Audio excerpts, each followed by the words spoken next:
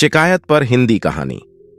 एक आदमी रेगिस्तान से गुजरते वक्त बुदबुदा रहा था, कितनी बेकार जगह है ये, बिल्कुल भी हरियाली नहीं है और हो भी कैसे सकती है, यहां तो पानी का नामो निशान भी नहीं है।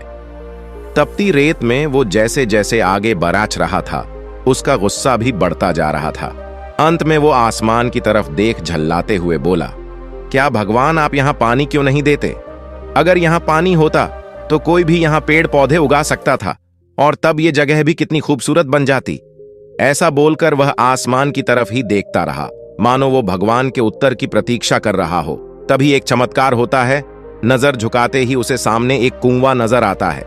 वह उस इलाके में बरसों से आ जा रहा था, पर आज तक उसे वहां कोई कुआं नहीं दिखा था। वह आश्चर्यचकित हो गया और दौड़कर कुएं के पास गया। कुआं लबालब पानी से भरा था। उसने एक बार फिर आसमान की तरफ देखा और पानी के लिए धन्यवाद करने की बजाय बोला, पानी तो ठीक है, लेकिन इसे निकालने के लिए कोई उपाय भी तो होना चाहिए। उसका ऐसा कहना था कि उसे कुएं के बगल में रस्सी और बाल्टी दिख गई।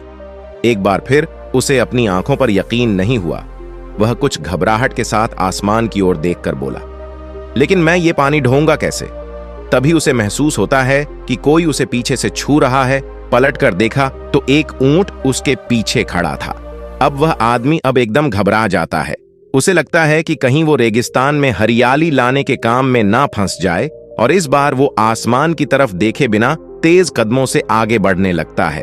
अभी उसने 2-4 कदम ही बढ़ाया था कि उड़ता हुआ पेपर का एक टुकड़ा उससे आकर चिपक जाता है। उस टुकड़े पर लिखा होता है, मैंने तुम्हें पानी दिया, बाल्टी और रस्सी दी, पानी ढोने का साधन भी दिया। अब तुम्हारे पास वो हर एक चीज है जो तुम्हें रेगिस्तान को हरा भरा बनाने के लिए चाहिए। अब सब कुछ तुम्हारे हाथ में है। आदमी एक क्षण के लिए ठहरा, पर अगले ही पल वह आगे बढ़ गया और रेगिस्तान कभी भी हरा भरा नहीं बन पाया। फ्रेंड्स, कई बार हम चीजों के अपने मन मुताबिक न होने पर दूसरों को दोष देते हैं। कभी हम सरकार को दोषी ठहराते हैं, कभी अपने पेरेंट्स को, कभी भगवान को। पर इस ब्लेम गेम के चक्कर में हम इस इंपॉर्टेंट फैक्ट को इग्नोर कर देते हैं कि एक इंसान होने के नाते हम में वो शक्ति है कि हम अपने सभी सपनों को खुद साकार कर सकते हैं।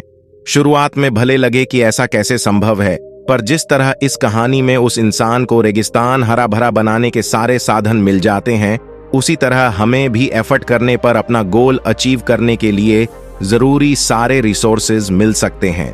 पर समस्या ये है कि ज्यादातर लोग इन रिसोर्सेज के होने पर भी बस कंप्लेंट करना जानते हैं, अपनी मेहनत से अपनी दुनिया बदलना नहीं। तो चलिए आज इस कहानी से सीख लेते हुए हम शिकायत करना छोड़ें। धन्यवाद। आपका समय शुभ हो।